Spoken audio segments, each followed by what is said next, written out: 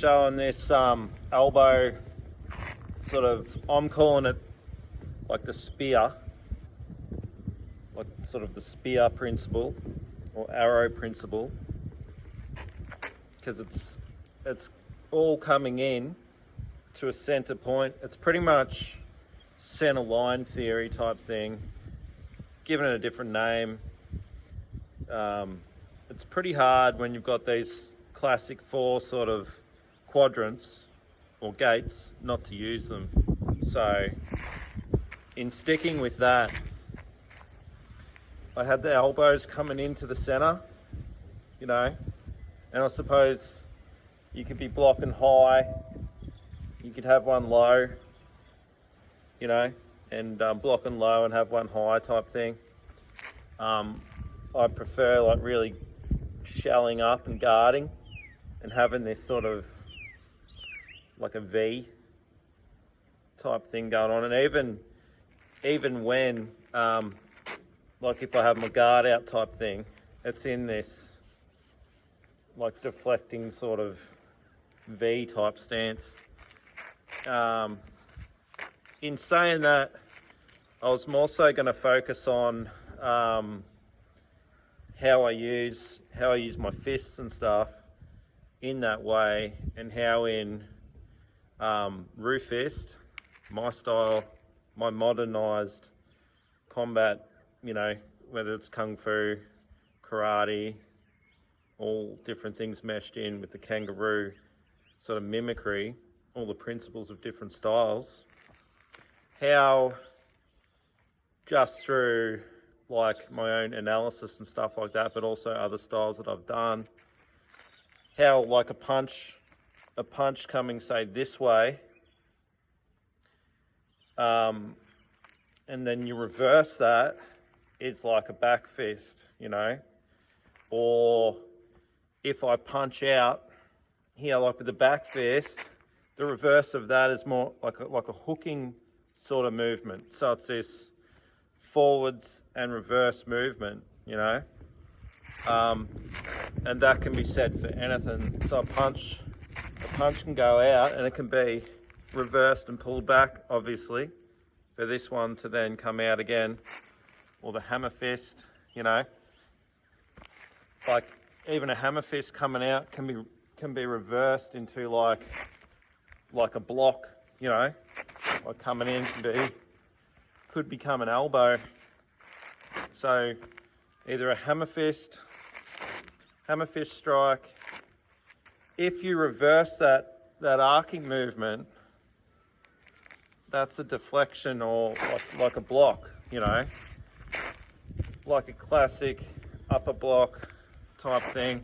The hammer fist is like a really, like in most styles, a block is a strike and a strike's a block. So it's like no different here, whether I'm using forearm, because that can come up, it can come out and come across, you know, like if the hammer fist is here, like I can quite easily reverse that movement, or, you know, have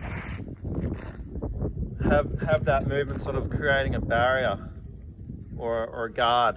So have it guarding, you know, like a hook punch. A hook punch might hit with, but you might pop up that same movement, you know, and it doesn't take too much to change that hammer or that sort of like pressing sort of guard. Like if you turn it into that, doesn't take much to like have that into a push, like a strike. It just depends on whether like you keep a strike straight, or if you sort of allow it more like with Tai Chi or other sort of styles, you allow it to more curve, you know, like when you're holding embracing the tree type stuff. You've got this barrier here that you can use, you know, however however you want. I mean, just that movement here, there's so many applications. I mean, you know, and that's where the ingenuity comes in. And you know, like you don't need 100 moves. You only need about 3, really. Like, and it always comes down to like blocking, or like a blocking movement, like a smothering type movement, defending, or attacking in whatever way, you know, whatever way you do that. So it's really the sort of KISS principle in a way. Keep it simple, stupid. You know, to be just blunt about it. But yeah, so like, you know, if you have these movements, yeah, I don't know, like I'm sort of like going off on a tangent here, but it's more, I'm just saying,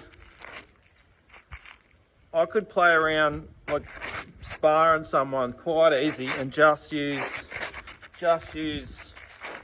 like this movement, just on this plane, I reckon. And I reckon I could go all right. I reckon I could defend. I reckon I could like press in and attack, hurt. Like obviously, like I could like rotate the fist, like fist to grab and stuff.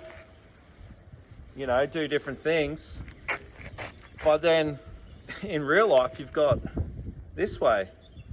You've got that way if you really wanted it. But again, keeping the guard there.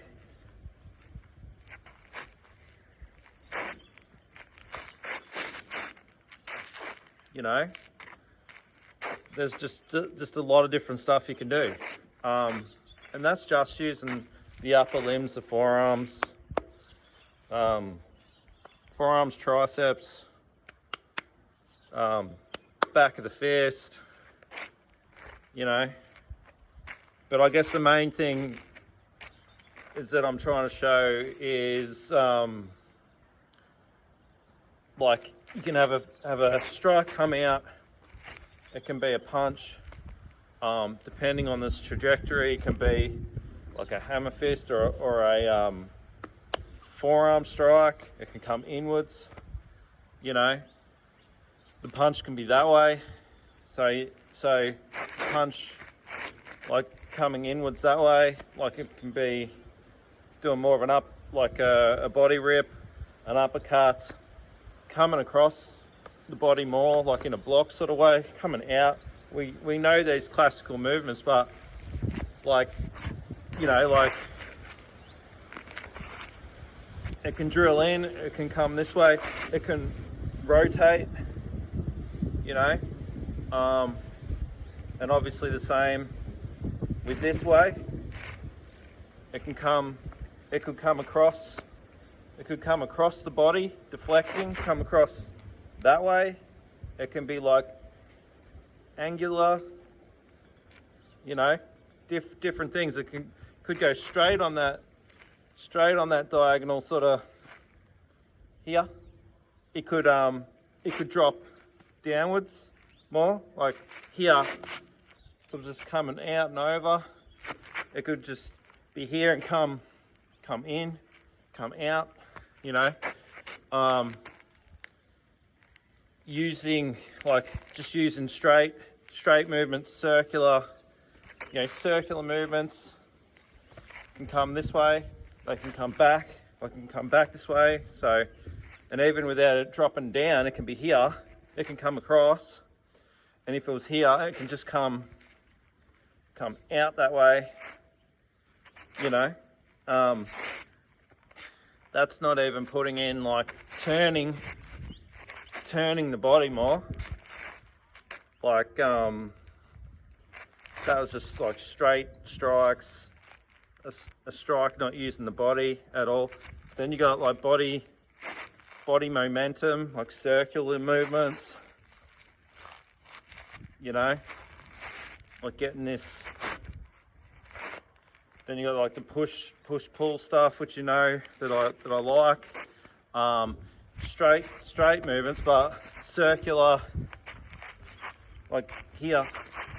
Use that against the sort of contract and expand, but you know, get that circular stuff. Like drop the weight.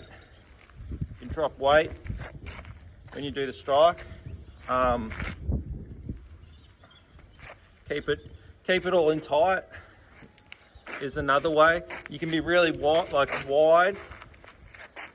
wider with your movements, but it can be all really in tight, you know, like tighter movements, whether it's like a grabbing a palm, you know, grabbing an elbow. So you've got all these different, you know, you can have medium range type stuff. Again, and you can have that where you're pressing out, like pressing with the body outwards, pressing out and coming like, you know, we can keep it really compact and in tight to your body. Have it more open, and you know, have an open, wider sort of movement as well if you wanted to. You know, like have a wider stance, like have a wider stance when you're doing stuff. You know, come in close, it'd be more compact, and actually, like if you grab on, you know, use your body weight, you know. But yeah, obviously you can have a wider type stance depending on what you're wanting to do. You know, but your body's got all these. You got all these different ways of movement, and obviously you got forwards and backwards movement, diagonal movement, sideways, lateral movement, movement with the upper body, like moving, like obviously barely moving your feet, but like moving your upper body when you do stuff. So you can be like here, over here,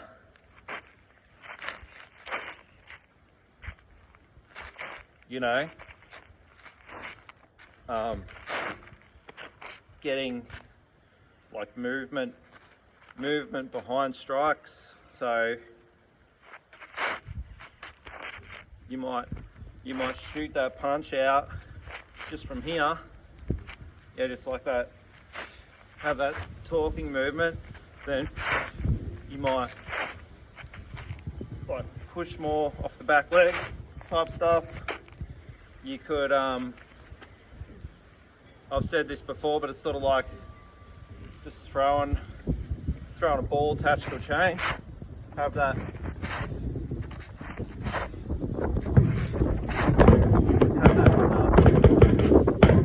You know, come out so that's there, and then coming backwards, or so moving one way and then back the other way type stuff.